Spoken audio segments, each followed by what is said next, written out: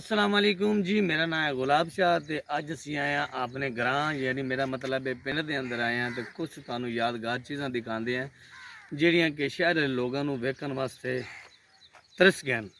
आओ जनाब, आज हम लोग आपको दिखा रहे हैं ये दीवार देखें जी, मिट्टी के साथ बनी हुई है हमारे गांव में। ये देखें ये हमारा गांव है, किस तरह का मंजर है, खूबसूरत माहौल है, आलूदगी गंदगी गंदो गुबार कुछ भी नहीं आपको नज़र आ रहा। अगर मेरा कैमरा मैन आपको दिखा सके तो ये देख लें, ये भाई भैंसों के लिए चारा बना रहे हैं। धूप भी बहुत काफ़ी है तो ज़रा मुश्किल हो जाएगी। चलो इनके करीब जाके देखते हैं। ये भाई साहब घास बना रहे हैं, चलो इनसे कुछ मालूमात लेते हैं ये क्या करते हैं जी। हाँ। अस्सलाम वालेकुम भाईजान। भाईजान की हाल है, तबीयत से ठीक है? आज बड़े अरसे बाद असी भी आए हैं पिंड ते असी आख्या चलो यार कुछ माहौल चेक कर लवीए। ते की कर रहे हो जनाब? ਇਹ ਜਨਾਬ ਪੱਠੇ ਵੜਦੇ ਪਿਆ ਤੇ ਮਾਲ ਨੂੰ ਬਟਿੰਦੇ ਪਿਆ। अच्छा, ਤੇ ਇਸ ਦਾ ਮਾਲ ਨਾਲ ਕੀ ਫਾਇਦਾ ਹੁੰਦਾ, ਯਾਨੀ ਕਿ ਡੰਗਰਾਂ ਨੂੰ ਪਾਣ ਨਾਲ ਡੰਗਰਾਂ ਦਾ ਕੀ ਫਾਇਦਾ ਹੁੰਦਾ ਹੈ ਤੇ ਕੀ ਨੁਕਸਾਨ ਹੁੰਦਾ ਹੈ? ਇਹ ਮਾਲ ਨੂੰ ਪੱਠੇ ਗੱਡ ਕੇ ਦੁੱਧ ਜਨਾਬ 500 ਕਿਲੋ ਵੇਚਦੇ ਆ। ਅੱਲਾ, ਜਿਹੜਾ ਨਾ ਲੈਂਦਾ ਹੋਵੇ ਉਹਨੂੰ ਦਿਗਾਣੇ ਦਿੰਦੇ ਆ। ठीक हो गया जनाब। ਸਾਡਾ ਇਹ ਜਨਾਬ ਕਾਰੋਬਾਰ ਹੈ। कारोबार है। कितनी भैंसा ਤੁਹਾਡੇ ਕੋਲ जी? ਸਾਡੇ ਕੋਲ ਤਕਰੀਬਨ 25 ਆ। माशाअल्लाह जी, 25 ਭੈਂਸਾਂ ਦਾ ਕਿੰਨਾ ਕੁ ਦੁੱਧ ਹੋ ਜਾਂਦਾ ਹੈ? ਤਕਰੀਬਨ 3-4 ਮਣ ਹੋ ਜਾਂਦਾ। ਅਗਰ ਤੁਸੀਂ ਮੱਝਾਂ ਦੇ ਦੁੱਧ ਵਿੱਚ ਪਾਉਂਦੇ ਹੋ ਜਾਂ ਦੁੱਧ ਹੀ ਪਾਉਂਦੇ ਨੇ, ਜ਼ਰਾ ਇਹ ਵੀ ਸ਼ਹਿਰ ਵਾਲੇ ਲੋਕਾਂ ਨੂੰ ਪਤਾ ਚੱਲ ਜਾਣਾ ਚਾਹੀਦਾ ਹੈ ਕਿ ਇਹ ਅਸੀਂ ਆਪ ਹੀ ਗਤਨੇ ਆ, ਦੋਧੀਆਂ ਦਾ ਨਾਂ ਐਵੇਂ दुध का नाम बदनाम है का। ठीक है जी, भाइयों ने जरा साबित कर दिता है कि ऐसी पानी आप ही पाते हैं, दुध बिचारे का कोई गलती नहीं है। और वो भी रस्ते जो किधरों ना किधरों पानी ठोक लेंगे। मिलते हैं नेक्स्ट वीडियो नाल ਚੱਲ जी।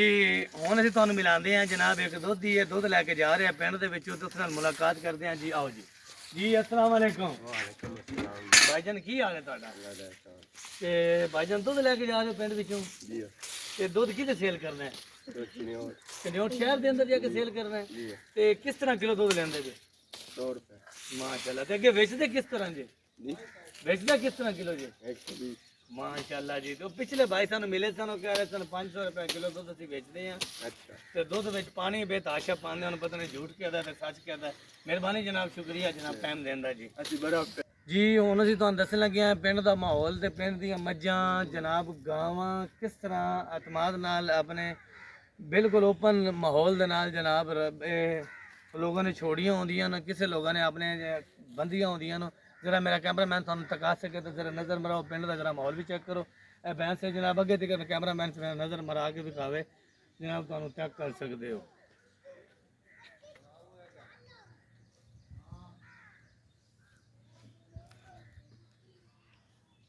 जनाब पिंड के कुछ लफंटर बच्चे जनाब एक ही जगह ते वेखदे मंजर भी जरा अजीब हैगा। की मंजर है जरा कैमरा मैन अगर थाड़ा थानू दिखा सके। अस्सलाम वालेकुम जी। हाँ भाई बच्चियों की हाल है तुहाडा, ठीक हो? सारे बच्चे एक ही ऐसी जगह जिस ते तुसीं सारे लटके के बैठे हो, इसका की मतलब है? बीज का मतलब की होंदा? मज्जा गावां नूं इत्ते खड़ा करके ते बीज धराईदा, ਇਹਦਾ मतलब की होंदा है? ਤਾਂ ਬੱਚਾ ਪੈਦਾ ਹੁੰਦਾ अच्छा अच्छा, मतलब है कि बच्चियां नूं इत्ते यानी कि मज्जा गावां नूं पहले लटकाईदा है ते बंधीदा है ਜੀ ਆ ਤੇ ਉਸ ਤੋਂ ਬਾਅਦ यानी कि बीज का मकसद यही होंदा है कि उस तो बाद यानी कि बच्चा पैदा होंदा है जी। ठीक हो गया जी। अच्छा जी, ਅੱਜ ਅਸੀਂ ਤੁਹਾਨੂੰ ਤਕਾਵਾਂਗੇ ਜਨਾਬ ਭੈਂਸਾਂ ਦੇ ਛੋਟੇ ਛੋਟੇ ਬਛੜੇ ਤੇ ਬਛੜਾ। ਇਹ ਦੇਖੋ ਜੀ, ਇਹ ਸਾਰੀਆਂ ਭੈਂਸਾਂ ਨੇ ਜਨਾਬ ਗ੍ਰਾਂ ਦੇ ਅੰਦਰ, ਪਿੰਡ ਦੇ ਅੰਦਰ। ਪਿੰਡ ਦਾ ਮਾਹੌਲ ਤੁਹਾਨੂੰ ਤਕਾ ਰਹੇ हैं ਤੇ ਆ ਭਾਈ ਦੀ ਜਨਾਬ अपनी मझा गावां नवा रहे हैं ਤੇ ਆ भैंसा देखो। अगर चांद गाड़ी मतलब गधे को अगर आपको दिखाया जाए तो ये बड़े शौक से लोग बांधते हैं। ये देख लें अपनी आंखों के सामने सारा मनाजर है जी। ये दिखा रहे हैं आपको जी। ये गायें ये देखें, ये कुछ बीमारी निकली हुई है जिसकी वजह से पूरे पाकिस्तान में फैली हुई है और देहात वाले गांव वाले ख़ास तौर पे बड़े परेशान हैं।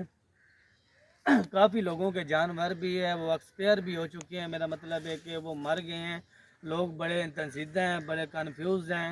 तो मैं आखिरी मैसेज आपको ये देना चाहता हूँ कि ये जो दूध हम लोग ओपन लेते हैं ज़रा एहतियात करें, अपने बच्चों को भी बचाएं, ये खुद भी बचें।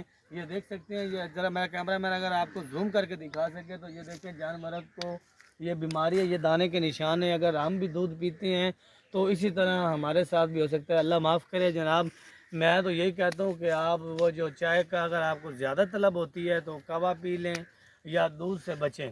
مہربانی جی، شکریہ جی. ملتے ہیں نیکسٹ ویڈیو میں. صاحب اللہ حافظ. اللہ حافظ. Next video